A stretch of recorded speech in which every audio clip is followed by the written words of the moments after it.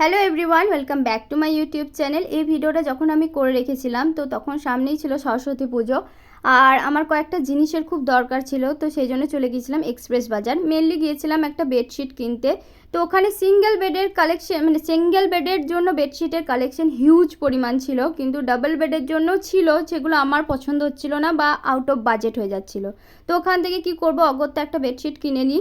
তো এই বেডশিটের মেটেরিয়ালটা খুবই সুন্দর, খুবই সফট কটন, কিন্তু মানে কালারটা আমার খুব একটা পছন্দ হয়নি। আমার বেশ সাদা সাদা ধরনের কালার বেশি ভালো লাগে বেডশিটের জন্য, কিন্তু সেগুলো ছিল সিঙ্গেল বেডের জন্য বা আউট অফ বাজেট হয়ে যাচ্ছিলো যেগুলো সাদা কালার ছিল।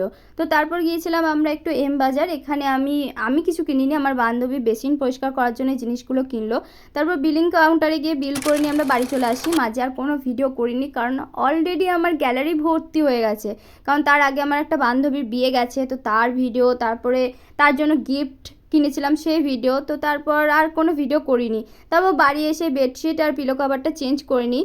তারপর মানে তার পরের দিনের এটা ভিডিও, এটা সেই দিনের ভিডিও আর ছিল না। তো সকালবেলাতে চলে এসেছিলো একটা পার্সেল, তো সেই পার্সেলটাই আমি রিসিভ করতে গিয়েছিলাম। পার্সেলটা আমার ছিল না, ছিল আমার কাকিমায়ের।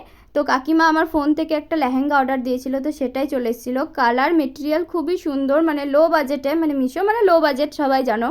তো লো বাজেটে মেটেরিয়ালটা খুবই ভালো, 1000 টাকাতে আর কেমনই লেহেঙ্গা হবে। কিন্তু তারপর খুলে দেখলাম যে না, খুবই সুন্দর, একবার পরার জন্য তো খুবই ভালো। তো এই লেহেঙ্গাটা আমি আমার কাকিমার জন্য অর্ডার করেছিলাম। তো কেমন হয়েছে অবশ্যই জানিও। দেখা হচ্ছে নেক্সট ভিডিওতে, ততক্ষণের জন্য বাই। আর চ্যানেলটাকে অবশ্যই সাবস্ক্রাইব করো।